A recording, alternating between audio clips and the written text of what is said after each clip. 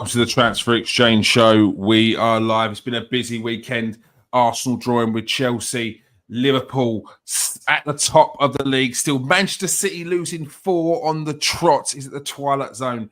No, it's not. Garth's saying no, it's not. Oh, and Manchester United winning. It's definitely the twilight zone. Something is going on. There is something going on. There is something going on. Upside down. We've seen some dodgy refereeing decisions this weekend. None more so than David Coote, who decided to tell the world what he thought of Jurgen Klopp and Liverpool and Scousers.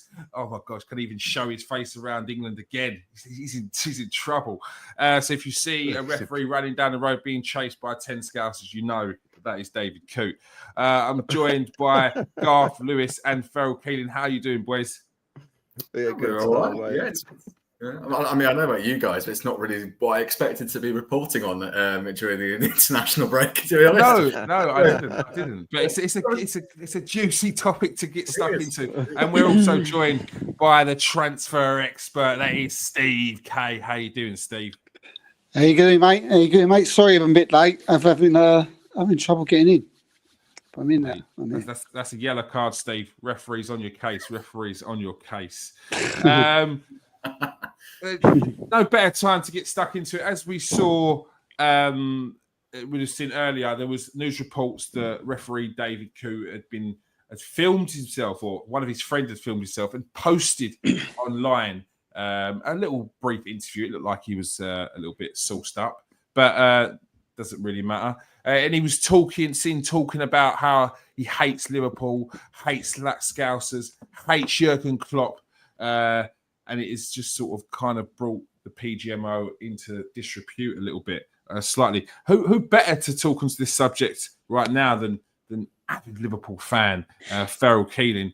Ferrell, what were your thoughts when you saw it? So obviously, we've had a lot of incidents involving David Coote, one of them being the Ødegaard handball against Arsenal last season, which wasn't given. A few more instances as well. This is not a good look for the PGMO as well. After some poor refereeing decisions, people questioning their integrity, and this is just a further bringing that into sort of question as well.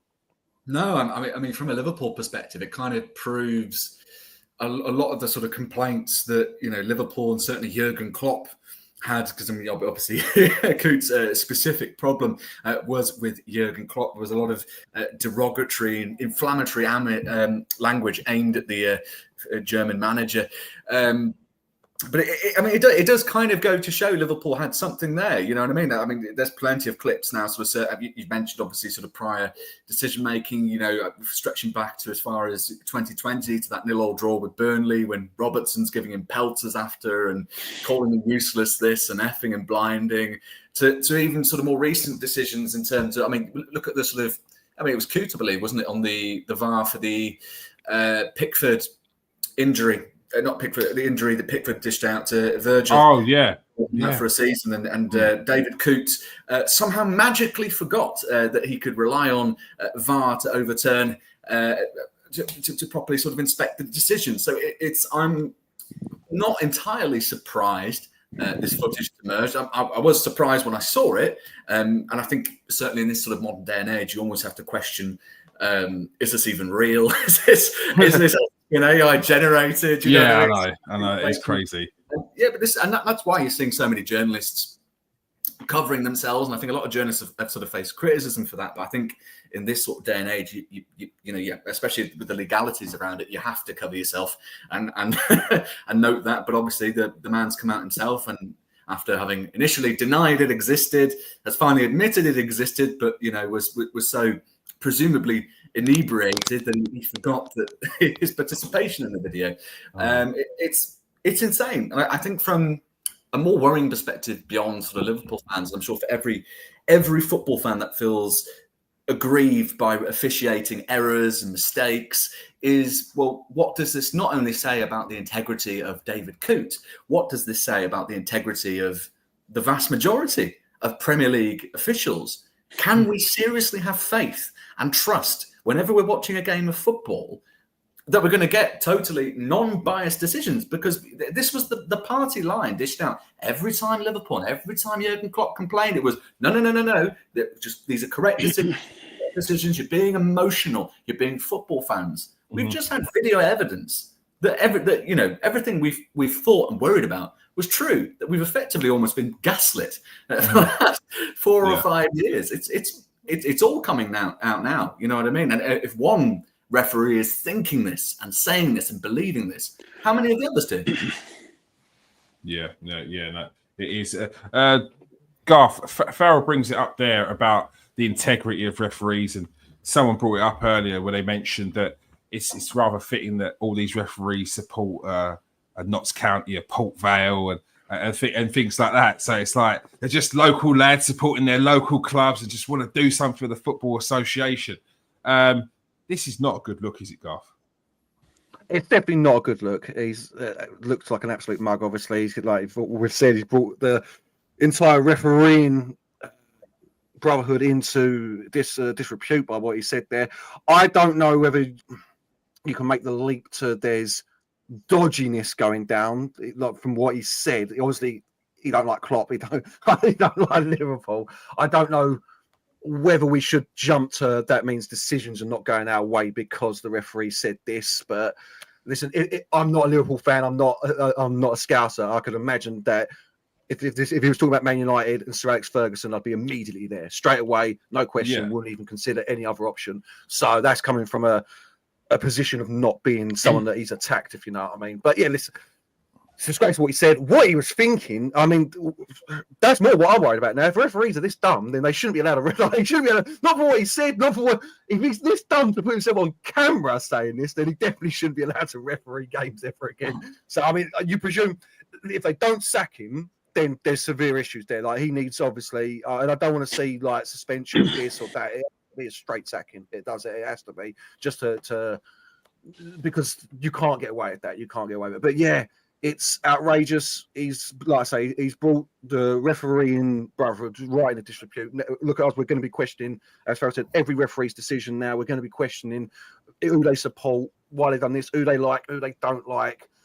Obviously, referees arguing they're going to have biases, no matter who they say they support. But to have it out on display like this is disgraceful and unacceptable. And yeah, something needs to be done immediately about it. Yeah, if I can come in as well. Sorry to interrupt, Kieran. But to look at, give you sort of more recent context and just suggest that this isn't necessarily an issue endemic to Jurgen Klopp's management of Liverpool Football Club. I was at the Villa game this Saturday, and guess who was our referee? David Coots. Liverpool v Aston Villa this Saturday. Now, there's an incident, and I suggest if you haven't seen it, watch it back, which is right before Darwin Nunez's opening goal. Mo Salah is clean through on goal and gets taken out of the rugby tackle, clear as daylight. Last man, a red card, gets taken out. The referee doesn't just wave play on so Darwin can go ahead and score his goal. He's clearly signalling it's not a foul. It's not a foul. Watch the replays. I'm telling you, it's not endemic. It is genuinely. Let me just rephrase it. I don't mean that. What I mean is there'll be unconscious bias. I don't want to jump to they are going out of their way like referees to give bad decisions. But unconscious bias, 100% clearly. Yeah, sure. Yeah, I think there is that element there. Yeah, for sure. Yeah, no, Garth, that's what I was going to say. You said we can't make the leap, but it's not necessarily about us thinking, but it's going to have that. Anytime there's a decision, it's like you're going to be thinking, you're going to be questioning the integrity of the ref, and that's what we don't want. We don't want that at all. We don't want it. We don't want our referees being questioned. Steve, we've seen some poor incidences over the last few seasons, and it seems to be getting a lot worse. Like I just said to Garth, it's more so us even having to question the integrity of certain referees, which is the problem. Not that they're doing anything; it's that we're even it's even in the back of our minds that these referees could potentially have some unconscious bias. Yeah, I mean, look, we've had, I've had always the fault, not so much a bias because you don't like to think of it as that, but the standard of refereeing, in my mind, is either gone down absolutely drastically, or you do sometimes some decisions you do look at yourself and think, look, that was so bad. That was so ridiculous. That was so obvious. Have you got something, going on in your head, about why that wasn't given this?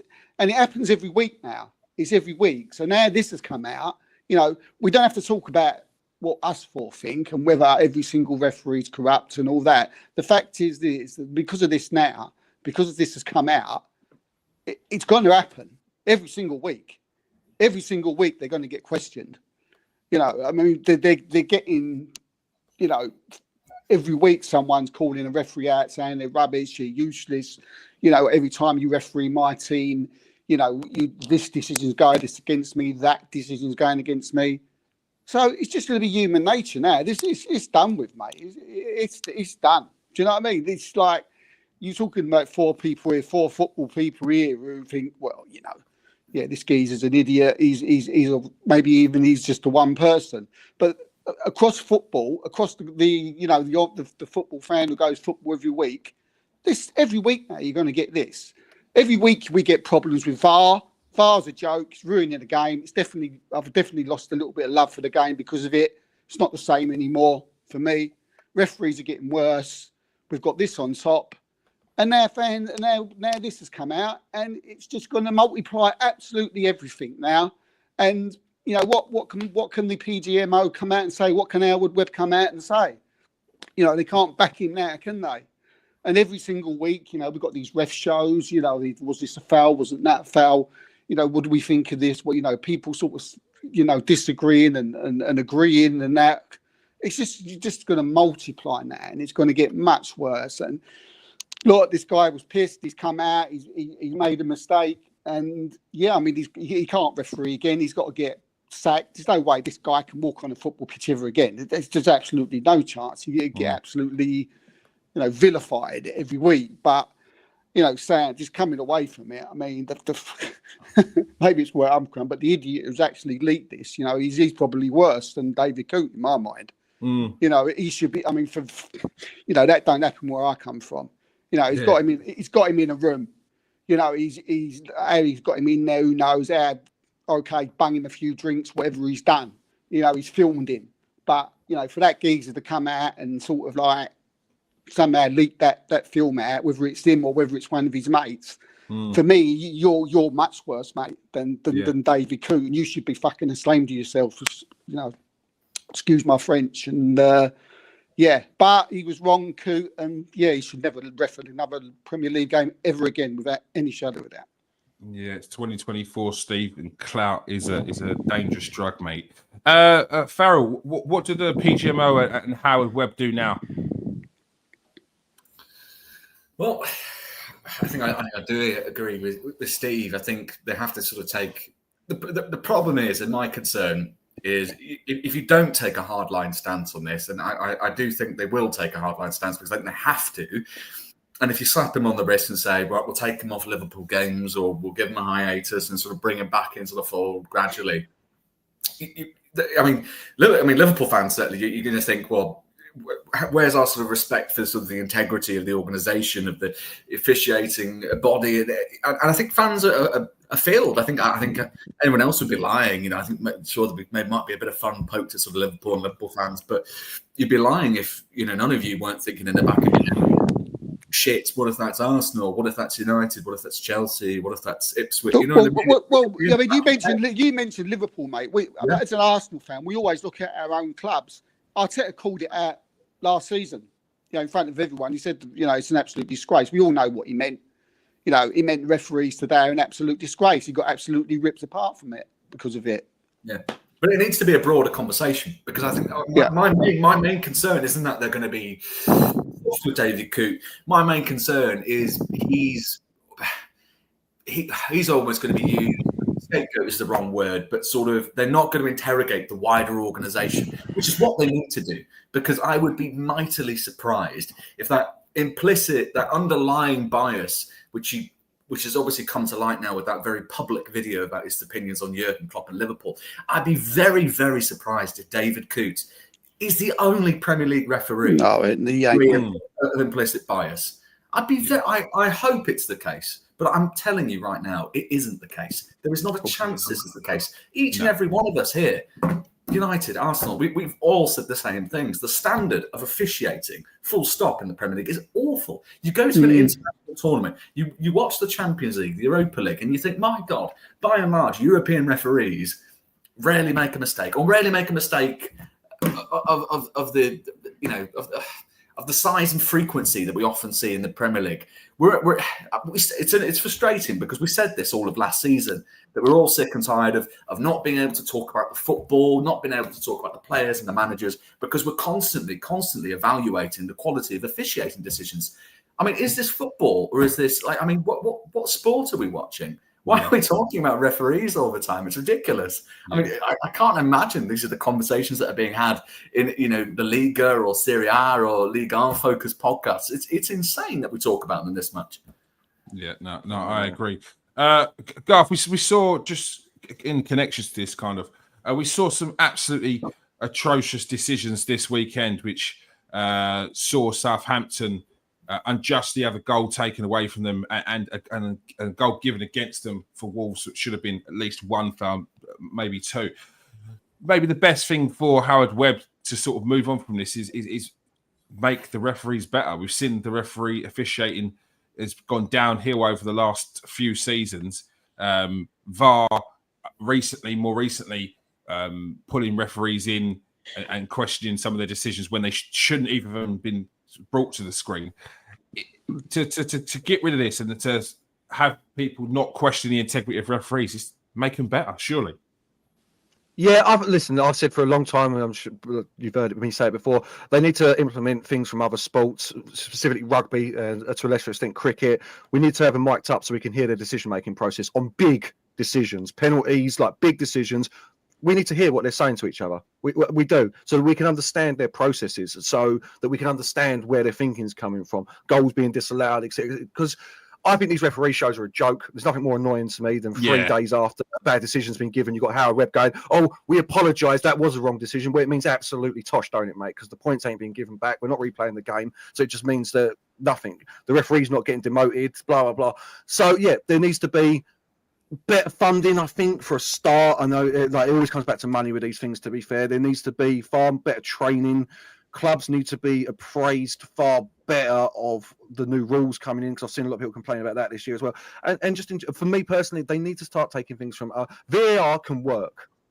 Video refereeing works in almost every other sport in the world. Cricket, rugby, NFL, it works. Somehow we can't make it work. The biggest sport in the world with the most money getting pumped through it, we can't make it work. I don't understand how that's possible. So if the technology's not there yet, take it back. Let's remove it for a couple of years. Build the technology back up.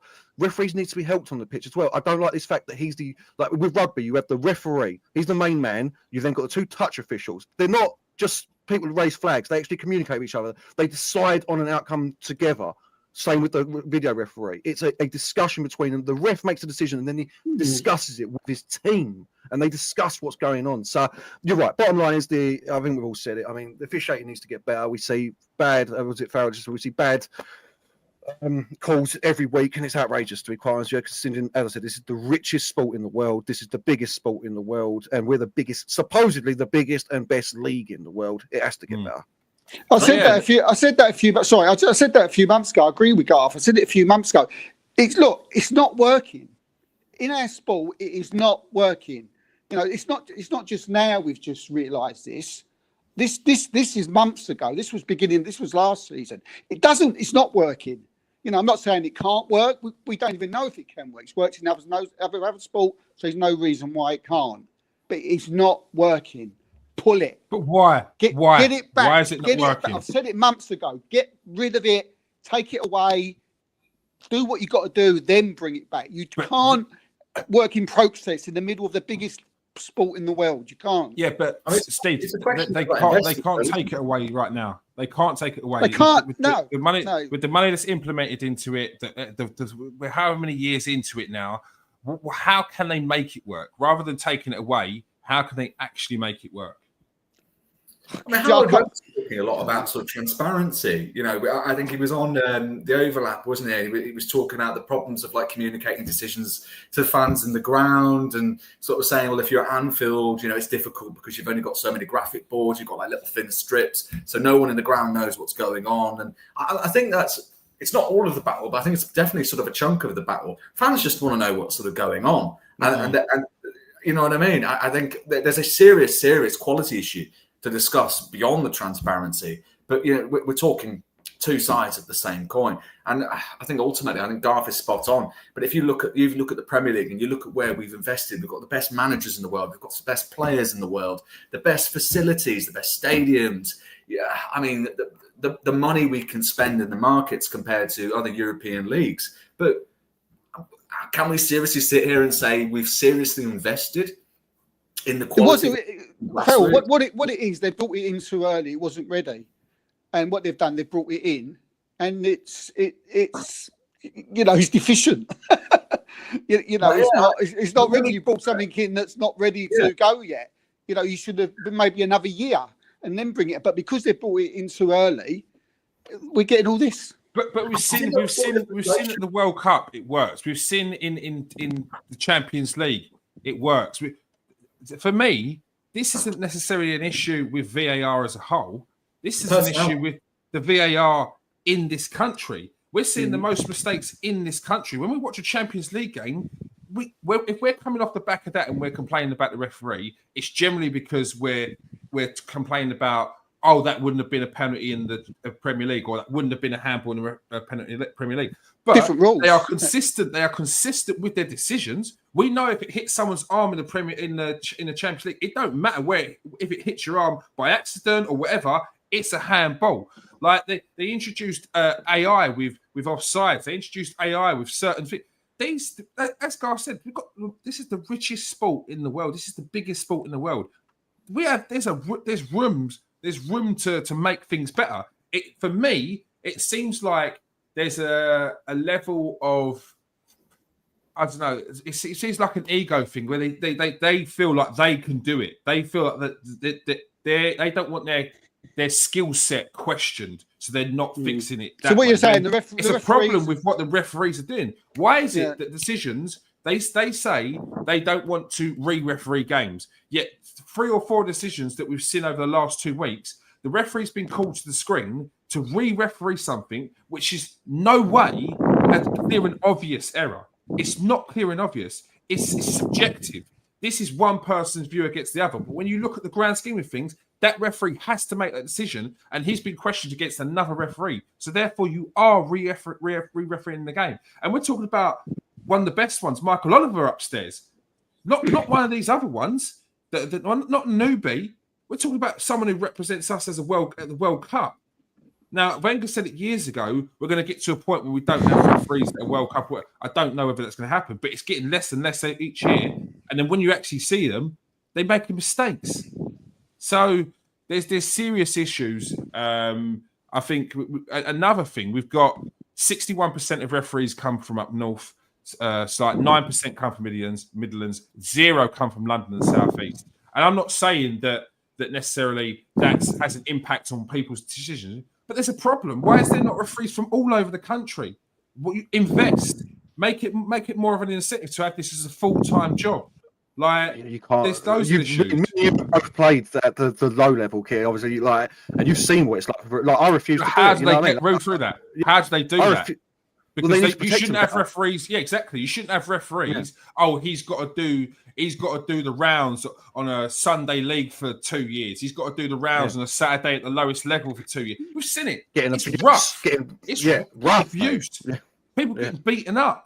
It's rough. Yeah. How do we protect it? How do we make it better for these? How do we make it an incentive that refs want a job? Like for instance, if when I was younger and I was, you get released from your academies or whatever, and these players are not going to play football full time. Why is that not an incentive for some of these players? Okay, you can stay in football. You know the game. You played it at a level. You have an opportunity to travel the world, represent your country at World Cups, European. All these things, that should be a massive incentive. You can earn over 200-300 grand a year refereeing the Premier League. And no, you don't have to start off on Sunday League refereeing against these mums and dads that might beat Pub you up teams, after the yeah, game. you Pub know, teams. There's got to be better incentives than this. Like, fair. there's got to be something needs to be done. That's the And we thing, need to isn't it? start getting the best. Go on, Farrell. That's the thing, isn't it? Because I think we talk. This is what I'm saying. You know, we've got the best managers, we've got the best players, but having this situation detracts from the overall value of the Premier League product. You can't claim you're the best league in the world and have the worst officials in the world. You can't. It's a joke. It's a laughing stock. Because you'll look at every time we go over to Europe and you think, oh, it's so consistent, the decision making, it's so easy. The game just it just flows, you know what I mean? And it just doesn't. This is a constant thing, and you're going to get to a point where people will be questioning. Well, is the Premier League the best league in the world? Because you're not able to enjoy the football. You all keep just talking about the officials instead of talking about, you know what I mean? Again, they're not having these conversations in other leagues. They're not. The conversation will be about the football. And it's insane, how we can say this is the best league in the world, and we're still not pumping investment where it needs to be pumped. You know, like you were saying, you're absolutely right. Why aren't we offering pathways for people back into football? There's so many footballers released from the academies, and there's no we have charities now set up, don't we? I think Trent's got a charity set up for footballers released from the academies. There aren't pathways into football. Why aren't there pathways into football? Because realistically, if you're released from the academy, you should be immediately fast-tracked into one of a number of things, and that's coaching, officiating, or any other skill sets. You know, do you have an interest in physiotherapy? Would you want to be a referee nowadays, Farrell? Would I want to be a referee with the money? I was given the proper training and investment. Yeah, absolutely. Well, you'd want to go. You'd want to go out there every week. Get the. No, but that's the point. That's the point. You want all that? I wouldn't. Yeah, but there's a difference between Sunday League, and obviously that should be addressed as well. But this is what I'm saying. It's not just routes out of the academy into officiating. I'm talking the whole thing, the whole 9 yards, grassroots as well. There should be that protection because as Garth and sort of Kieran have said, you're excluding, because how many really bright and talented officials would we have in this country? Well, we should have in this country, but they go grassroots and they've got kicked or spat on, or angry dad has come over and sort of screamed in their face, and they've gone, you know what? Sod this! I'm going to go and become a software developer. Do you know what I mean? It's always been like that. Whereas if you have the proper investment, and I'm not just when I was 12, training, but also the standards in terms of actually protecting them and introducing etiquette in the sort of games as well around, because we have this with the kids. We have so many sort of adverts around, mocking parents that come on and scream at their kids. But where is it? Where are these campaigns and these drives for the referees as well? Why aren't we sort of? There's so much more respect for the kids that are playing football, but referees are kind of just shoved to sort of one side, and it's forgotten about. And then we get here and we're like, well, why are the referees shit? Well, because we're picking up from an increasingly small pool of people that are willing to do the job, and inevitably that small pool of people that want to do the job aren't very good at doing the job. So what are they doing abroad then? You feel? What are they doing abroad differently that they're not doing here? I think they're invested in it. They're investing. Is that the problem then? Money? Different mentalities as well. Different mentalities. I don't think you're going to be getting on a Saturday or a Sunday in Spain, parents screaming at the ref and shouting at the ref the same thing you do in England. It's not. It's completely different. That 35 years ago when I played, Sunday league football. It's always been the same. I go and watch my grandson now play. They're still there doing it. Yeah, so the never change. So the subtle adverts aren't working because those people that do that have no self-awareness that they're talking about those people. Like if you're watching an advert of a screaming mum and dad on the side on a Sunday league, they're not thinking, oh, they're talking about me. They're not. So the position that needs to be held is if you talk to a referee in any sort of way, your name's down, you're banned from coming on Sunday league. Your kids can come and play, but you can't. You can't be down there, and that's it. And that will set the tone for anyone coming in. I've refereed a game, and people on the pitch started talking wild. Bang. Say that again, yellow card. They were like, That's how I did it. I refereed it like like I was a UFC ref. I didn't care. Rugby, man. I know people. It's rugby. It needs to football is so egotistical in not taking rugby. Bang! You have a word with the referee. If you ain't the captain, see what happens. It's yellow card, 10 minutes in the sin bin, mate. See you later. And it needs to be implemented in football. It's needed to be implemented in football years ago from the top down. Premier League. Like you saw me when I played Sunday League, I always called the referee sir because I come from a rugby background. Yeah. And like maybe you don't need to go that far, but it starts with respect from the top starts level with the players, not crowding around the ref. One person talks to the ref. That's the, and even when that captain goes to talk to the ref, it's one person. He's still angry. No, he has to talk with respect. He has to be calm. Yeah. But on the flip side of that, you talk to players from 20 years ago, and they'll tell you they used to have, talk to refs, and they used to have just like a normal conversation, like they was there in the pub. The referee used to go, "Oh, watch that," and he's go, "Oh, fuck it, ref." Do you know what I mean? They used to go, "Oh, you watch it once more time, you do it, you go in the book, mate." Do you know what I mean? They used to have like, "Okay, mate, cheers." The referees used to swear at them. Players used to swear back, but there was respect. You don't have to be a yes sir, no sir, 3 bags full, sir. You can have a relationship. You can. No, you don't. You can have a relationship. It doesn't work. It doesn't work. It's not working. It's not working. It's not working, Steve. Yeah, I know what you're trying to say, and I agree with you. I agree with the sentiment. It'd be nice if we could have a common ground where everyone's jovial with each other, but it doesn't work. If you're gonna deck someone, it's different afterwards. Yeah, it doesn't work. I hear what you're saying. You can't be screwing at the referee. You just can't. I don't mean screaming. I mean just have a conversation, like a normal adult conversation. I think if the problem with the flexibility, right, it's like us all sitting here, we will love the flexibility because presumably we're all respectful people. But the problem is, on the flip side of the coin, 90% of the people, if you give them that flexibility, will be awful. So we're standing in a world where we need to be strict with this because we've got to account for all the idiots. That's just the reality of it. That is just the reality. I hate to say it, but we live in. Until we get to a point where people understand that this is the standard. Yeah, it is. Then we can talk about flexibility. But I agree because if you have the attitude, Steve, where you're like, okay, you've got to be respectful. You can talk to the referee, but you've got to be respectful. A conversation that level of respect. You just said it. Everyone knows respect. Blah blah.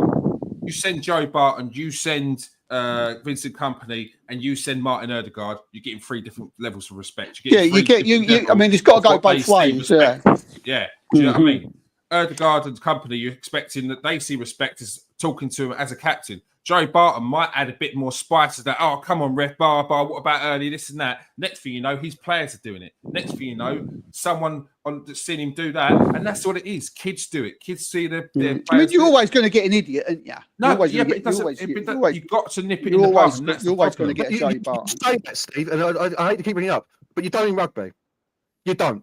You don't get an idiot in rugby because they know the punishments. They probably are idiots on the pitch, but you don't get it, period. You may get one every 10 years or so who has a go at a referee, and then they get punished dramatically. 6 months, banned. Like, you don't. Like, so if you bring in the punishment and you bring in the strenuous defence of like this happening to referees, it goes away. It does go away. Now, maybe under their breath. I think there's got to be a limit. I think you've got to find it in between. It's like we're getting played. I mean, do you want to see? Does anybody want to see here, which we're getting now, where you're getting a player going up to the ref and saying, "Oh, come on, ref, that wasn't a foul," and then giving a yellow card for it? Come on. That's exactly. Is that how you want our game to go? Is that how you want our game to go? Think about it. Week after week after week, it would kill it. I'm not saying that's how it should always be handled, but if you do that, I promise you, within a month. You won't see them trying it. I don't want that. I don't want that. Promise you. Steve, I promise you. No, I don't want that. Boundaries in place. If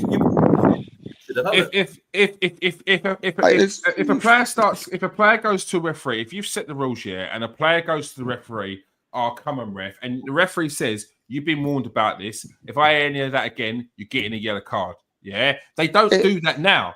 They don't even do that now. So the "come on, refs" is that's 90 minutes. They don't. If they nip that out, the "come on, ref," this and that, the show for a yellow card, they say they're going to do it. They don't do it. They say they're going to nip these things. So what are we saying? They're not consistent across the board. Are we saying we want yellow cards and people as Arsenal fans, we've complained about consistency. We've said, that is a red card. That is a red card by the book. The problem we have is it's not consistent across the board. If they are consistent across the board, it will stop happening. it will stop happening. If everyone, since the Declan Rice red card, got a yellow card because they even tapped the ball away, looked at the ball in the wrong way after it was their free kick, you would not have seen any more do it again. You wouldn't. We wouldn't see it again because there would have been 25 yellow cards for something we see as petty, and managers would start getting on the case of the players and not the referee anymore. We would get on the case of the players and not, that's petty, ref. No, because that's the rules. The problem is they're not consistent. There's no consistency. So, but we don't. I don't want to see players get. I mean, with the Declan Rice thing, I mean, by the rules, he should have got a yellow card and he should have got sent off. But I'm sorry. No, but we don't want to see it. But we don't want the players to do it.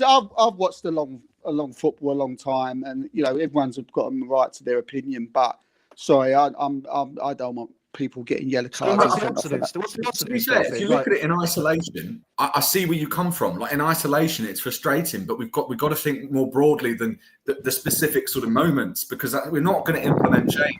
We treat it case by case. That's the problem we're having. We're treating it case by case, which is why we get completely radically different decisions to the exact same flashpoint. It's ludicrous. We need to treat it broadly, otherwise we're gonna be having this conversation again in a year's time and 2 years' time. Well, we're saying, but if we give it a chance, No, don't give anyone a chance. Assume everyone's idiots and make it plain as day. You do this, this will happen. It should be X equals Y, and we just understand we're all on the same page. It will be frustrating to begin with, but it's going to be way more frustrating if we want the flexibility to judge a flashpoint independently, rather than thinking about the bigger picture.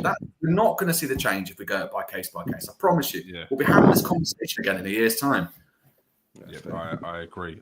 Something on a more positive. Oh, it's not positive for me. It's making me sick to the stomach. Arnie Slot's start to his time. I'm sorry, did I say what I meant is thank you for your time. It's the end of the show now.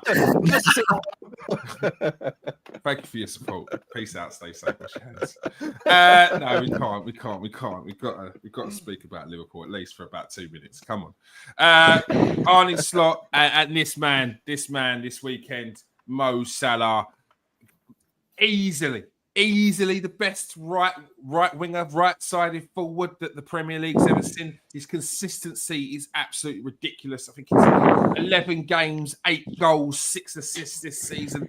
Slot's come in and slotted in perfectly, should I say?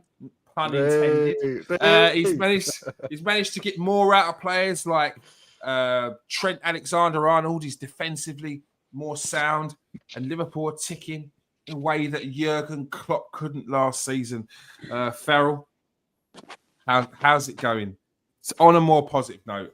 Great start to Liverpool. Slot's time at Liverpool, isn't it? Yeah, I mean, obviously, I think the main thing to sort of start off with is I don't think anyone in our sort of wildest dreams were sort of expecting this kind of start. Sort of, I think we're all prepared. Let's give Arne some time, give him a chance to sort of come in, settle in, get used to the Premier League first and foremost, and then get used to sort of the squad you've got, the players you've got. I mean, you've seen already, certainly there's been a few sort of frustrations on his part with sort of the officiating standards in this country. So he's got to get used to. But I think he's done a terrific. I mean, 15 wins out of the 17 games he's played in all competitions is ridiculous. And if we're all being honest, the Forest result is an absolute blip. If anything, the record should be better than that. It's a phenomenal start. I don't really what much he could have done better in this sort of opening stage. I think he's managed, and I think to remember as well, he's managed his options, his limited options quite well, because if you think about it, Chiesa, who he brought in the summer, he's spent more time on the treatment table than he has on the pitch. Georgi Mamadashvili is on loan at Valencia effectively and won't come until next season. Alisson's been injured. We've missed players like Harvey Elliott. What he's done with Ryan Gravenberch, oh my God, is phenomenal. Told you about him, Farrell. You did, and you know what? You were spot on. I don't get a player wrong. I didn't worry. I had concerns that had Jurgen stayed another season, I do wonder whether faith might have been lost in Gravenberch. I mean, he might be one of those players that you end up selling, or he's on the loan merry-go-round. But I mean, to be honest, with Rodri, out injured, I think Gravenberch's been the best holding midfielder in the country this season so far. I should stress, whilst Rodri has been injured, absolutely phenomenal player, reliable on the ball. I mean, just I don't have any complaints. And allegedly, if you look at sort of Virgil's sort of comments, we're not playing anywhere half as well as we could be playing. So I'm very much looking forward to seeing what's to come. Yeah, and an excellent result against Aston Villa on the weekend. Some of the defending Villa doing on the corners, I didn't know what was going on. So, overloading the box, but Liverpool countered excellently, and Mo Salah as well. Absolutely phenomenal player. Starting to get some of the credit that he deserves. I know that people not. I think it's more of his style of play. I think it is because he's so direct. Because there's no frills with him. That people always looking for someone that's better, but there's been no better, has there? No, but I think the thing that has to be remembered as well is that I think there were so many conversations last season about, he seems to have lost a yard of pace. His age is really sort of setting in. Do Liverpool need to sort of seriously think about the offers coming in from Saudi? And he's the first player this season to have hit double figures in goals and assists. He's on 20 goal contributions in 17 games this season. I'm terribly sorry, but I have absolutely no understanding of how he did not make the Ballon d'Or list, the top 10. It's astounding. His agent tweeted today, and obviously his agent will be somewhat biased about his abilities, but he said best player in the world. I don't know if Mo Salah is the best player in the world, but he's in that conversation. You know what I mean? I don't think that's an entirely subjective opinion. On current form, absolutely in that top three sort of conversation. Yeah. And when you're thinking that his contract's going to expire in less than a year's time, clubs could sort out a pre-contract agreement in January, which is roughly 50 days away, I think, off the top of my head. I mean, we have to be having serious conversations. I mean, the club are having serious conversations about this, but we have to take this seriously because I think everyone associated with Salah, the players, the manager. I mean, it's interesting. Certainly, whenever you ask Arne Slot about it, he seems to be quite convinced that this is a farewell campaign for Mo. He seems to very much believe in Salah's longevity, and I think, and to be honest, I think I believe in Salah's longevity because we keep coming up with these excuses and we say he's slow, he's lost a yard of pace, but he's got 20 goal contributions for a player that no longer relies on pace, which was used to be a fundamental part of his game. He's still got that pace. We saw that pace on the weekend. He's still definitely got that pace. It'll be all about the contract, Phil. It'll all be about his contract. I mean, if he sits down, or he has been sitting down with them already, but if they're sitting down with him and then trying to get him to sign a 1 year with an option or something like that, he's gone, mate. He's gone. But if they can get him on another 3 year or something, whether he's going to stay there for 3 years, he doesn't have to stay there for 3 years. It just guarantees Liverpool money. If they do sell him on in a year and a half's time, 2 years or whatever, then I would have thought that would have been the best deal for all worlds. It will tie Salah down. Salah, new manager, Liverpool on the up. But yeah, it needs to be like a 3 year contract for him to stay. 1 year ain't going to keep him. Yeah. I presume money factors into this a certain degree. I wrote about this afternoon because I felt that his agent's tweet was kind of quite indicative about what possible demands are going on behind the scenes. Because if you strongly believe you've got the best player in the world that you're looking after, I don't know. Will the demand still be around three? Because it's believed he's on, isn't it, £350,000 a week plus bonuses on top of that. I would suspect. I would speculate that his agent's probably looking for a bit more. Could we be talking sort of 400,000 sort of territory here for a player that he deems to be the best in the world right now? It's a very strong bargaining position to be in. Obviously, Liverpool will be looking at it from their perspective. There's not many players out there either as well. They've got that little bargaining tool as well. Sometimes when you've got 2 or 3 players, sort of you look behind, you thought, there's him. Do you know what I mean? Then the talks can be a little bit more connected, a bit different. Liverpool can have something else to their bow to add to get his wages down a bit, maybe to shorten that contract a little bit long. But there's nobody really out there, So yeah. Now, when you're talking about Mo Salah, you're talking about the best players in the world. When you talk about Lewandowski, you talk about Kane, you talk about that Mo Salah. That's Mo Salah. There's no, they're in. It's not. They are there. That's the conversation. So, and those players will be on 400 grand. If they're moving to a club, they're demanding that sort of money. So, and that's what he's looking at. That's what he has to look at. You can't be one of the best players in the world, and you are talking about money at this time. You're 32 years of age. It's the last contract. If you are signing the contract with Liverpool, it needs to be a big one. The worry with the money is the drop. Do you know what I mean? If he did drop next year, if he did drop form, if he did fall off at that age, if you're Liverpool, that's again, but that risk is a big risk. Yeah, you know that's the one that Liverpool. That's flippant, but they just got to stump up. I know he's Steve, but at the moment he's one of the best players in the world. Like, I know it sounds flippant, 3-year contract. But Liverpool won't look at it like that. If you're the chairman, you're not flippant. It's all right, fans looking at it from that point of view. But if you're in the boardroom, if you're the chairman, if you're the owner, if you're the sporting director, you're not looking at that. All right, Steve, if you're the sporting director, how are you looking at it right now? If you're Liverpool, and think of it in the Liverpool mindset. If you're Liverpool, you've got a 32-year-old player. He wants a 3-year contract. He's the best in the league at the moment. Are you giving him that $450 a week plus bonuses? $450 is a lot. What's he on now, Farrell?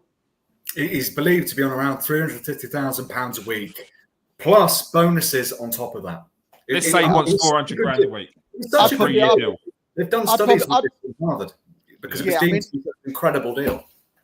I mean, you sort of go in the middle, don't you? We all know what Salah wants, and you know that would be a 3-year with a 400, and we all know what Liverpool want. They'll probably want like a 1 year with an option with keeping the same money. So what you do in negotiations, you come with a compromise between the two. So maybe you get a 2-year and you put the money up just slightly, and then everybody's happy then. So, but it's one of those ones where this is why it's gone on so long. You know, they started conversations last season about his new contract. You know, and this is why, you know, there's been so many back and forths, and you know, we've heard about our sellers getting a little bit frustrated with what's going on. It doesn't work. You don't have to be, it's not rocket science to think why, and the reasons why is because of all these reasons we've been mentioning. It's a very tough situation for both parties. I think the frustration from what I see from Salah is that every time this contract negotiation or talk comes up, it feels like he has to fight for his contract. Whereas when he looks down the road at all these other teams and all these other players, they're handing these contracts out to the best players, their best players, and the best players in the world. Like how old is he now? What is he? 32. 32. He's 33 at the end of each season. His birthday's in June, so it's time perfect. Yeah. I mean, the way players are going on these days. Look at Lewandowski, still one of the best centre forwards in the world at 36, and you know, smashing Real Madrid's defences for left, right, and centre still. So you can see why Salah would want, you know, and rightly so, a decent contract with a pay rise. But as I said, Liverpool are going to look differently at it. They're going to want to, you know, play it safe. And Garth, I'll throw some holy water on you after this. But if you're a Liverpool chairman, what are you doing here? He wants a 3-year deal. He wants a 3-year deal, though. He's 3 years. I'm sorry. I know it's flippant, and I know what Steve. I understand what you're saying, Steve. I get it, but he's never scored less than 23 goals in a season for Liverpool. That's just goals, let alone the assists he's got. 18, lowest was 18 in the Premier League, just the Prem. Yeah, so it's only all competitions. Yeah. He's already bagged in this season in 17, like Farrell saying, in the league. He's got more goal contributions than he's got assists. I'm sorry, you've got to take the gamble and just hope he don't drop off a free. If he wants 3 years, 400 grand a week, there is not another player out there that you can sign that can replicate what he's doing for your club. I'm sorry, he's got all the power in his position, and if they aren't going to stump up the money, he can go anywhere he wants and get that money. So there'll be a number of teams ready and willing to offer him what he wants. So it's very flippant. I get what you're saying, Steve, 100%, but I think you're talking about a special case here, and special cases aren't subject to the norms.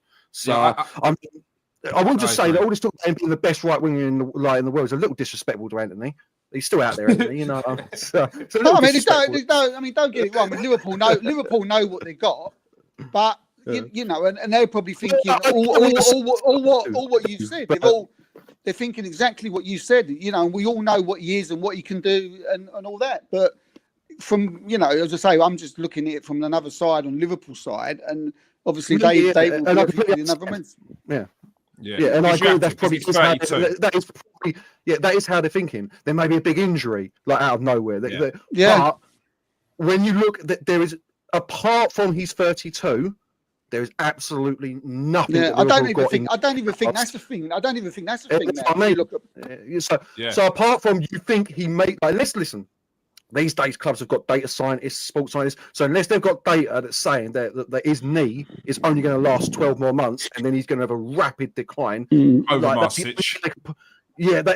That's the only thing they can have. Otherwise, they've got no cards in their hand, and Salah can answer what he wants. And in reality, I mean, Liverpool looking at it like Marmouche. And I'm not too sure what Liverpool's. I mean, Farrell might know. I'm not too sure what Liverpool's PSR situation is. So, you know, when you're giving an extra contract to a certain player of a certain age, and you're upping in wages, that will affect what they do in the summer and buy in other areas of the pitch and other transfers. So all this goes round in the sporting director's head. You know, this ain't all about. It's a complex. I'm telling you the boring stuff. And what we really want to hear is a great. If I'm sitting there right now, and like I say, unless they've got some knowledge that we haven't, there's nothing that suggests that Mo Salah isn't worth what he's asking for. Yeah, and I think what Liverpool needs to be bonuses. I think from a PSR perspective, we have to bear in mind that Liverpool do have the money. Bear in mind that, you know, 2 summers ago, we were prepared to fork over £100 million for Moises Caicedo. Since that point, what have we actually spent the money on? Because Chiesa was cheap. Mamadashvili was cheap as well, really. I mean, we've not really had a massive, major sort of outlay. Because bear in mind, especially when we were thinking about Caicedo, I think we pretty much reformed much of our sort of midfield. I think we'd already brought in Szoboszlai and McAllister. This might have been pre-Gravenberch, I think. And McAllister was cheap as well. Exactly. So we'd spent this significant outlay on 2 players, and we still had 100 million spare, plus for Moises Caicedo, which we haven't really dug into, and there's been a year since. Liverpool are very, very, very careful with their wage structure, which is the thing. You know as well as I do, Farrell. It's not people look at the signing on fees, and it's actually the wages. You know, it's the thing that is the most important thing when these contracts and these signing and these transfers are going on more than anything, and people got to understand that. Yeah, what Liverpool need to be careful of is if Mo Salah goes on a free, Barcelona, Real Madrid, everyone's snipping about him, and they will take him. They're paying what he wants, and they're giving that 3-year deal. Especially in those hot climates, they're giving that 3-year deal. They won't even think about it because they know that if he does start to decline, they'll be able to see it, and they go Saudi Arabia, 30 mil, take him off our hands. There you go. You're sweet, and you've got him on a free. So I think that's what Liverpool needs to take into account. Even if it's a case of you're signing him for that 3-year contract, but after that year, you know you're going to sell him to Saudi Arabia. And once you sign him on that contract, you're already looking for the replacement for Salah, which you're going to have to start doing now. I'll tell you what you do, Keir. I think if we just simplify it all, who's out there who can come in to take his place? If we're just going to look at it off that. I said that earlier. Yeah. Who's going to replace him, and how much you're going to cost, and that's what you've got to look at. That's the cost, right? He's a one of a kind. There's no one. If you pay someone $300,000 a week, the best other right winger in the world, and paid 100 million, you're still not getting a Mo Salah, are you? No, because that's what you get. You pay 90 mil and $200,000 a week. That's exactly what happens. I'll move on from this, but it's that. You ain't going to get much better. No better. You're not getting any better. You're not getting someone who's going to be putting in around 40 goal contributions a season off the bat. You've already lost every season. You've already lost Mane. You always lost Firmino. This is a time when you just think, do you know what? We've got to sort of. I know you want to move on. I know you want to move on, Kid, but does this also fail? You might know better. Getting Mo to sign his contract, does that then entice Alexander-Arnold and Virgil to sign their contracts as well, like to keep them at a club for another couple of years, to keep that whatever? I think Trent's the immediate one, isn't it? I think it's a nuanced situation because I think Virgil has come out and made clear I want to stay.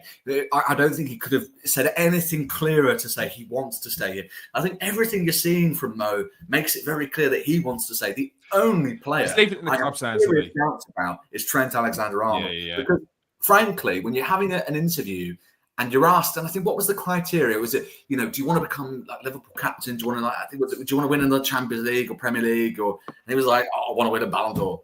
Yeah. What are you thinking? For fuck's sake, you know what I mean?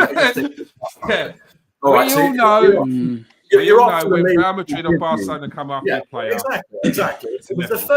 You got Conor Bradley, Farrell. Don't worry. It's the first thing Jamie Carragher thought of. He saw that interview and he thought the same. He thought, I think he's off to La Liga. Look, listen, he's won everything here. He's been a consummate professional. I think he'd be making the wrong decision, given what. Of course you would. But I tell you what, though, Farrell, come on, he would. He fits Real Madrid like a glove, mate, doesn't he? Listen. He does, doesn't he? Especially after Arne Slot's tweets his defending as well. Yeah. But you can see the differences on the pitch. Arne's been working with him for a few months. And he's already made him a better defender. We already know he's a world class. Moving forward with the ball. We already know that. There's no one better than him in the league. There's no one better. The only thing that people could point to was his defending. And that's been worked on and being fixed gradually. The key thing here for me is since the start of the season, it's been made pretty clear that he said he would see how it goes on and judge Liverpool's competitiveness. Fair enough. If we'd come out and it's like Liverpool are struggling to get into the top 4 and we'll fight for 4th, fair enough. Like, I understand why you go to Madrid. I understand why you go to a winning machine that's going to churn out Champions League after Champions League after Champions League. But if you said, I will assess the situation, see how competitive Liverpool are, and we're top of the league in November, we're top of the Champions League in November. The odds, I don't know if Liverpool will win the league, but I think we've certainly got a much higher chance now than we did at the start of the season. If you've come out and you've repeated that party line, I will assess the situation. I will see how competitive Liverpool are. You can't then turn around and say, sorry, I've changed my mind. I want a Ballon d'Or. Be transparent with the fan base. Do you know what I'm saying? If you came out and said, look, this really matters for me from a personal sporting perspective. I want to do this. I've won everything here. I've been a great professional. I'd go, okay, it's upsetting, but fair enough. I appreciate the honesty. You can't say it's about competitive ability, which Liverpool are doing right now, and then go, no, it's about the Ballon d'Or. Pick one or the other. Don't change it to pick the other. Because if you're in your agent saying, a new manager's coming in, Liverpool have had one of the greatest managers in their history leave the club in Jurgen Klopp. There's going to be a period in transition. So just say you'll see how it goes and assess competitive ability, because we know Liverpool aren't going to have a very good season under Arne Slot. It's expected. And then go, shit, they're having a really good season. Change tack. You want the Ballon d'Or and only Real Madrid. That's exactly what happens. That's all I care about. That's a great point. If you were transparent and said, look, I've won everything here. I just want to give it a try. I'm good enough. I want to give it a try. I think you'll get that in the goodbye letter. I think he knows. I think he knows. The Steve McManaman situation again. In all fairness, Val, for me, he's great, but he's of the 3, he'd be the 3rd one that I was worried about losing. Like, he's magnificent, and again, he's a one of a kind. But right backs, like, you can change your style a little bit to suit a new right back. I think it goes to Salah, Virgil. Listen, they're all. I'm not saying you don't need him, of course you do, but it'd be the 3rd one that I'd wanted to get tied down before after the other 2. The thing is, as well, I don't think. I mean, we have to see, because Arne hasn't completely put his stamp on the side. But I don't think he's as important, and he's still important. I want to make that very clear. He's not nobody. He's very important to the side, but he's not as integral to the function of an Arne Slot side as he was to a Jurgen Klopp side. So I look at Salah and I look at Virgil. I think if you take those out, that's going to be quite detrimental. He takes him off quite a lot, doesn't he, as well? But we already saw it takes him off quite a lot. But we already saw Conor Bradley coming in last season. So there's Liverpool can survive without him, and that player doesn't even have to be brought in. It doesn't have to be brought in. So and Liverpool they've got a good track record with bringing through their fullbacks. I remember back in the day, Kelly, Flanagan, they're always producing decent fullbacks. Phil Neal. Your face there, pal. That was the man of that era was pain for you, wasn't it? I wouldn't talk about Kelly and Flanagan as your examples. Neil Mellor. Talking issues now. Never I think. forget. Do you know what it is? They always played well against Arsenal. That's why I remember them. That's why I remember them. More good news for Garth. Ruud Gullit bows out with Ruud Gullit. He's been in England too long. He's lost his colour. Ruud van Nistelrooy. That's what Manchester will do to you, you know what I mean? It will. It will. Hey, Ruud, look a bit cakey, mate. Man, better get to a doctor if that's what it is. And everything. Oh, God. Picture of Ruud van Nistelrooy where he's blacked himself up. That'd have been... Singing a bit of reggae music. That's what it was. It's on you, Ruud. Anyway, we move on. Ruud van Nistelrooy leaves Man United after a good win against Leicester City. Garth, Ruud van Nistelrooy's time there finished off well. Two wins against Leicester. Decent run in Europe. Good, nice to see a new manager come in, though, isn't it? Yeah. Listen, we spoke about this on the show. I never wanted him to stay, and I didn't. He's made it very apparent that he wants to be Man United manager. You can't have him in the background with a new manager coming in, being like, "Well, I've just not lost in 4 games, so let's see what you can do, mate." We lose, do that, are you? We lose 2 games on the bounce. Half the dressing room's now on Ruud's side. You know what I mean? Listen, there's nothing about him as a manager. But you can't have that with a new manager coming in. That's what I said from the start. He's made it apparent he wants to be Man United manager. So literally, your assistant is the geezer. He's literally going to be like Starscream out of Transformers, always plotting against his boss. You know what I mean? Just like always. So, no, he's obviously everyone knows how much I love Ruud. He's an absolute legend. I'm pleased what he's done, but I am pleased that he's bowed out now, and we've not got into that sticky situation. His message was kind of like a goodbye, wasn't it? Like, yeah. It was essentially saying, look. It's been great here. Like the new manager's come in, respect him when he comes in. Like he's saying his goodbyes without saying his goodbyes, isn't he?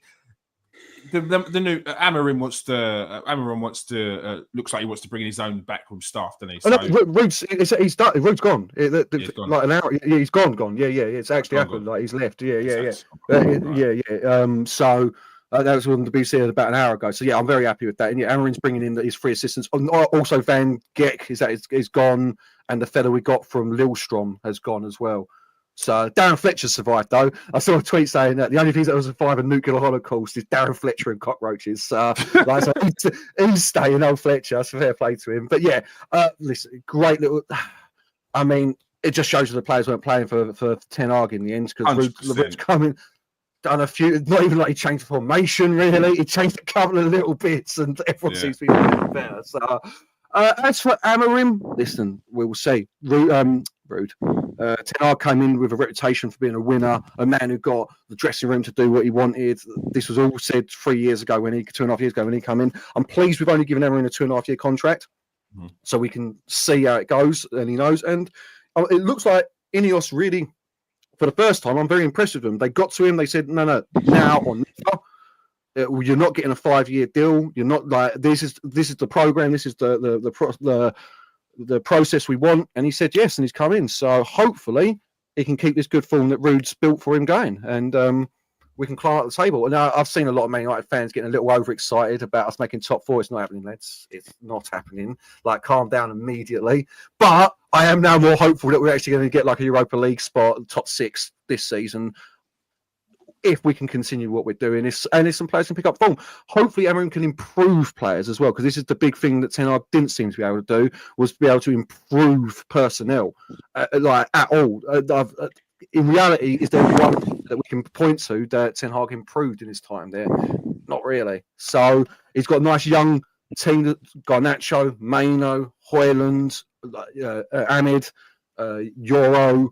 He's got a nice young team to the base of players where even Ugarte's only like 23, I think, isn't he? Something like that. So listen, it's positive reasons to be cheerful. You know, I mean, like I said to you, I got to watch Match of the Day for the first time in about 2 years the other night, which is lovely.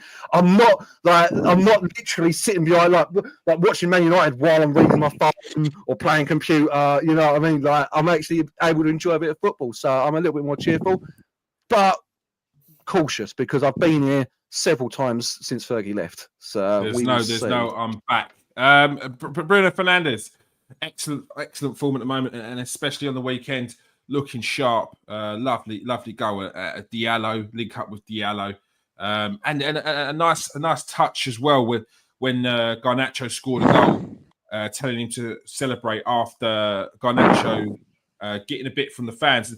And one thing I like to add is football players often get. When something's said about a footballer, they're told that because they earn certain amounts of money, they should be able to take it, this and that. Footballers give off a persona or perception that they are a kind of person. No more so than players like Garnacho, who gives off this impression like he's confident, cocky, and brash with it. We've seen the other day that the human element and his that young side of him where he's seeing and hearing what these fans are saying, and he's taking it to heart. To score a goal like that and not to celebrate because you feel like you're letting the team down, it's sad to see. So I think some fans need to take a look at themselves there. But a great bit of captaincy there by Bruno Fernandes to get him to celebrate, just to enjoy the moment. Yeah, listen, Fernandes gets a lot of stick about being captain. There's some things he doesn't do. What's the way of that? He doesn't do it in the way that we want to see. You know what I mean? Yeah. Like the blood, sweat, and thunder of a British captain. You know what I mean? Like people get annoyed with him throwing his hands up. People get annoyed with him for this, for that. But there was a great bit of captaincy there. There's no two ways about it. And clearly the players do like him and respect him. So they're fair play to him. And as for Garnacho, listen, the fella that did that, it gives the rest of us a bad name. People who are actually trying to be serious about commenting on football. You're giving us a bad name, mate, by standing there with a bunch of kids trying to get their autographs and mugging players off. Like, it's ridiculous behaviour. It's ridiculous behaviour. There's no two ways about it. And it really did show, like, yeah, he's only 20. Like, I've got no time for that. He should just put up with it. No, he doesn't. We're all humans at the end of the day. You know what I mean? If I come to your job and told you you're absolutely shit, that paintwork's shit, you're going to be upset about it. You may not show it. Yeah, especially when you don't even work there either. You just sign from the outside. How are you, mate? Yeah. It's, and listen, like, that fed to a couple of players, didn't he? He thinks he's saying like, and I'm getting bored of. I'm not going to group all fan cameras, but these particular fan cameras that are making a name. I mean, as Arsenal fans, you've had it for 10 years, so you know exactly what I'm talking about. Fan cameras making a name for themselves off of disrespecting our club, disrespecting our heritage, and disrespecting our players. It shouldn't be allowed, and they shouldn't be given access to the club. And unfortunately, the way the world works now, because they've got multiple millions of or hundreds of thousands of followers, it's hard not to give them access, but lines need to be drawn, I think, especially for people that do that. Because there was another fella as well, not the same fella, that was having a go at Rashford for not stopping to say hello to him. It's like, mate, he's clearly, like, he's in his own head. He just walked past, he doesn't owe you anything. They don't owe us anything. So, yeah, like, it's ridiculous in my opinion, and yeah, things like, to be fair, I have seen that fella getting slated on Twitter for it, so that's hopefully a step in the right direction. A lot of fans are not happy with what he said to Garnacho. So yeah, no, they need to understand that, as I said, they're only human. Is it 9 o'clock? It's just 9 o'clock. It's 9 o'clock on the dot. Steve Popstar. 10 minutes tonight. I got extra 10 minutes. You got extra 10 minutes. Right, show talking about officials. That's why. Yeah, I think it was the PGMOL mafia on our case. They're stopping the broadband. They're eating the dogs, eating the cats. Steve, Arsenal were meant to get smashed on this weekend by Chelsea. I mean, they didn't do too bad without Cole Palmer, but a 1-1 draw against Arsenal. What's your take on it? It felt like another match against the top six side that we drew. That felt like a loss. Really, you know, I thought we was the better team over the over the 90 minutes. Saying that, I didn't think we was absolutely great, but I didn't think Chelsea was that great either. Yeah, I think we struggled to get going at points. Look, we was unlucky. Havertz was unlucky with being his shoulder just offside. He finished that well, but he was offside. Martinelli missed the sitter. Not a sitter, but he should have scored. How Trossard missed that one right at the end. Now I have no idea. You put all them together, they're all clear chances that if our players done a little bit better, we could have come away with a decent win. But look, it's another draw on top of a couple of losses thrown in between, and Arsenal. We have to start picking up wins, and it has to start quick, after the international break. There was some good signs in the game. I thought Mourinho coming on. I thought he was really good when he came on. I thought he looked like the player that we thought was signed, and he seems to be getting better and better. Martinelli, look dangerous at times, and but overall, I still didn't think we did enough. It was a good goal from Chelsea. I mean, a fantastic finish from Pedro Neto. we could have done like Martinelli, just let him go, run into the space. Could Raya have done any better? But at the end of the day, it was it was more of a good goal. I mean, he hit that with incredible power, no backlift. I mean, and it was hard and in the corner. But look, Arsenal got to start picking up wins, mate, and it's got to start now. I mean, we're sitting 9 points behind Liverpool. I mean, I'm not extremely. Although obviously I'd like to be a lot closer. I'm not overly concerned at this moment in time. I'll look at it again, see where we are at Christmas. 2-3 games. It can all change. After the game against Man City, everything was fantastic. We was firing. We looked like we could beat anybody. They looked like we had a little bit of a fear factor about us. But over the last few games, it looks like, we were like Samson and someone's cut out her hair a little bit, and we look a little bit weak. And I'm thinking, where's that fearness gone? I think that lack of, whether it's to do with injuries, which I hate to bring up, but I think it gets to a point where you keep having them with key players, it gets to a point where you want to say them, although I don't, because I hate when other clubs do it. Steve, you should say it, man. From an outside perspective, I was saying this to Keir all week. I never knew how important Odegaard was to your style of play. Saw it on the weekend, didn't you? Yeah, and how and he's honestly, mate. It's a devastating injury to you. That was Odegaard, like similar to Rodri to Man City. Honestly, man, like you haven't got another player like it, and he dictates everything for you. Like you saw it the weekend. So he was outstanding, mate, wasn't he? I mean, he was the weekend for someone who's been out that length of time to come back and to play like the way he did. I mean, Mikel Arteta's already mentioned it in his press conference. I mean, the guy is.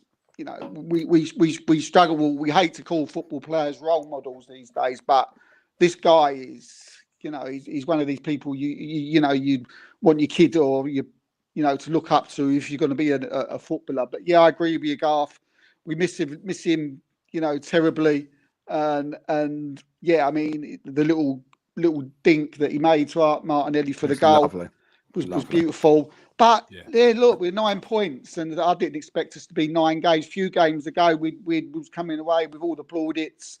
We held City with 10 men, and we, and at that point, everybody, and then the bookies made us to be title favourites. It just shows you how it can turn, because four games later, now we're like 9 points behind Liverpool. So when people say the league's over and now you're not going to do this and you're not going to do that, you have to stop yourself, because I can turn around and say, well, look, don't talk too soon, because in 4 games you could be where we was. Because if you took Arsenal where we were against Manchester City, we looked like the next big new thing. And 4 games later, do you need to beat City and Liverpool when you play them again?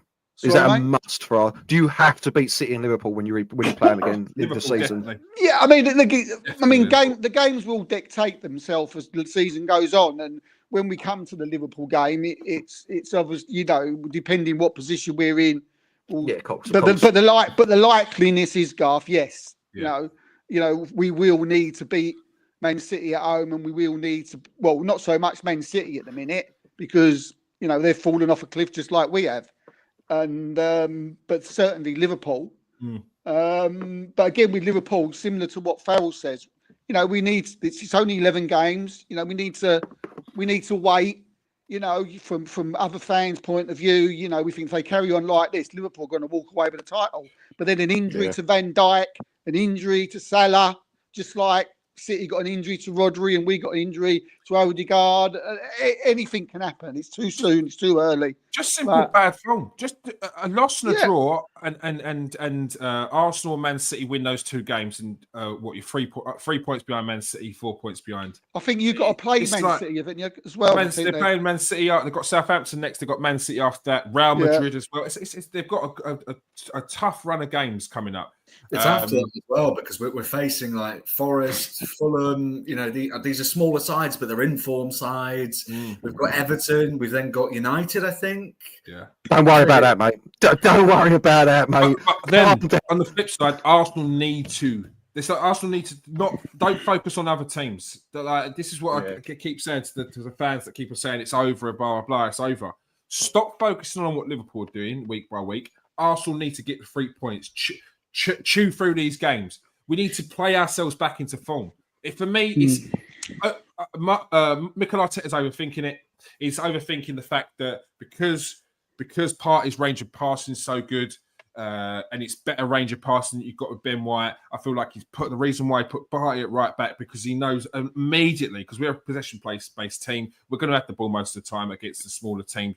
He's going to push Partey into that midfield. We're playing with 3 at the back. You've got that Partey range of passing in there with Marino. He's overthinking it. And what you're doing is you're playing too many defensive players in the middle. You didn't need to do that. It's over that now. Martin Odegaard's back. You saw the difference it made. And that was a rusty Martin Odegaard because there was a couple of times where he tried to pass the ball through and it just missed off. Would you agree, Kid? I mean, I reckon our standout player this season, and I never thought I'd be saying this, has been Thomas Partey. Yeah. And then he's been absolutely outstanding since the season's began, and he's been playing out of position as well. But do you think because of the balance of the team, do you think Mourinho is the one who should be coming in the 8, Partey in the 6, and because when Mourinho came on instead Chelsea, of Rice, we looked a different team with Mourinho in the team after when he came on against Chelsea. I know it's only one game. But I think. Look, anyone plays Football Manager. We've all been in this situation where we've brought in a player. That player comes and scores a hat trick. He scores a hat trick for the next 3 weeks. You're like, you know what? I've got to start him. Then you start another player. You go on a little bit of run. All of a sudden, you can't win a game. And you're thinking, what the hell have I done? You've got to go back to remembering how it worked when it first started. Thomas Partey, Rice in the middle, Moreno comes on as a sub. And if he's doing it as a sub, he plays his way in. Once he's played his way in, you see where he naturally falls. At the moment, I feel like he's just trying to push someone in that position. We saw it with Havertz. When he's trying to fit Havertz into a position. It gave him a bit more freedom by playing up front. He can then drop into those positions as well. He's just overthinking it. I don't want to hear about the Arteta outs and there's all this nonsense. He's overthinking it. This ain't the time to be sort of questioning whether Arteta should be the man of the job. You do that at the end of the season. If we've dropped off and we ain't won no trophies, we haven't progressed anywhere. You do that at the end of the season. This is not the time now to start going, because what you're going to do? You're not going to do anything now. Who are you going to get? Loads of toxicity, the fans hating each other, infighting. This is the time, as fans, you need to start coming together. You don't win leagues just with the players on the pitch. You, as a fan base, help those players push it over the line. And especially nowadays, when players are so aware of the feeling of how the public feels, they're very aware. Garnacho, Rashford, we talk about all this, Havertz doing the cupped ears. Why is he doing the cup ears? Who's he doing the cup ears to? He's doing the cup ears to the fans. The fans that are calling him out once he's finally scored that goal. Players are very aware. back your players, support them in these times. Don't get on their backs, all right? Do you know what as well? I think, especially for the Arsenal, I mean, we talked about must-win games like Liverpool and City. I don't even think that's the issue. I think the issue for Arsenal is you need to be as ruthless as as Liverpool and City have been with the smaller games. It's the loss to Bournemouth, it's the draw to Brighton, it's the loss to Newcastle. These are the games that are putting you behind Liverpool. Well. It's not you. Everyone says you've got to beat City. They beat City this season, though. He's right, though. He's right. I mean? It's right. If you look back, everyone goes, "Oh, well, Liverpool lost." You're right, yeah, but it's not City. No, it's not winning at the Etihad that doesn't win you the league. It's losing to Bournemouth. It's. Well, we know that from last year, mate. We know dropping points in 2 games against Fulham, dropping points against Southampton the season before, dropping points against West Ham, Everton the season before. Those games are the games that we lost the league on, not drawing at the Etihad. This is what I was trying to say to people when people say, "Oh, you should have gone harder, you should have tried more." You should. But we was told before that you had to beat Man City. We had to beat Liverpool, didn't we? It's dropping points to Fulham. It's wrong. It's losing to Everton. They're the problem ones. You still need to win them games. You can't lose to these teams as well. You still got to beat Man City and Liverpool to win this title this year. I think your position dictates what you have to do with teams. As like Garth asked the question about, do you have to beat? From this predicament now and the position we're in, yes, we do. From now, yes, you do. Yes, you do. But we know in any given season. You do the Jose Mourinho blueprint. You smash everyone else up. You just don't lose to the people around you. Yeah. And if we sometimes somehow get the points back, by Christmas, and we go into February and we're going to meet Liverpool, Man City again, and there's a 3-point front, and win those games. And then you're looking. But even if you've got a draw, but you could draw it, or even if you was level on points and you lost it, it's not. It's not over. It's over. We don't want to be doing that. But if you're going to go and beat those stages there, and lose like Garth off and lose against Fulham, then But at those stages there, it's just as much about the psychological blows. Look at Liverpool last season when they came to Arsenal. Let's not forget. A lot of the talk from everyone was that Arsenal were going to get smashed by Liverpool because Liverpool were in such great form. They were top of the league. After that game, Liverpool fell off. Yeah, and there was no talk really of a title challenge because mentally that kicked them. That really did kick them. But this season they're looking completely different. But it's just as much as a mental thing as well as actual points on the ball. Yeah, that's what I worry about, kids, because Arsenal at the moment look a little bit fragile, and that's why I say this is why the fans need to get behind them. We've lost 2 years ago. We had that air of that togetherness, that community spirit around the team. Because out of nowhere, this team that came from fourth is putting a title challenge, and everyone didn't know what to do with themselves. So it was just harmonious. New songs were made up that we sing at the stadium every year, every day, every match day. A brilliant song. But those times came from the community spirit, the togetherness. All of a sudden, it's getting fractured because those fans that couldn't say anything at those points started to come out the woodwork. I've always said that. I've been saying for 3 years now that Arteta out. I never liked him. Even when we were winning, I said I want him out. Well, then you're just showing yourself as an idiot. What are you talking about? I mean, look at Farrell there. He's sitting there. For me, Farrell's sitting there. He's too comfortable for me. He's too comfortable. He's sitting there, sitting back in his chair. Nah, it's all right. We'll see if Farrell's here in 2 weeks when they play Real Madrid. We'll see if Kevin drops us a call to say, you know what, I'm back to coming on the pod, after the Man City smashed Liverpool. We'll see where. I said you on Kev tonight. I said, talk a bit of Man City. He went, oh no! I'd got a meeting. I was like, I ain't seen him since the FA Cup final, so I need to see him soon. Because otherwise, you don't want to talk a bit of Brighton and Bournemouth, Kev, or nothing like that. No, I've got a meeting. I'm not surprised. All right. That is all we have time for. We've gone well over, but it's been fun. Thank you for joining us, Farrell, Steve, and Garth. Cheers, mate. Been good. Enjoyed it. All right. It's an international break into lull. So next week, maybe we do the Barclaysman. Farrell, come on for the Barclaysman. We're doing a Barclaysman 11. Barclaysman 11, okay. Yeah. Barclaysman 11. So make sure everyone who's watching, get your Barclaysman 11s ready for next week's show. The top 5 Barclaysman was very fun. Yeah. Nostalgia was rushing through me. It was unbelievable. I loved it. In fact, it sparked me off doing a Barclaysman for every club that's been in the Premier League since 2001. I've been seeing it. Controversial sometimes, Kieran. Well, mate. Controversial. It's going ahead. I tell you now, my Barclayman's 11 I've already picked, and my Barclayman's winning the league.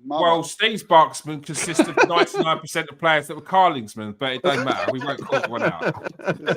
It's just the age, mate. It's the age. I can't get me dates. The dates are all like a few wins. All right. Thanks for joining us, people. Peace out. Stay safe and wash your hands.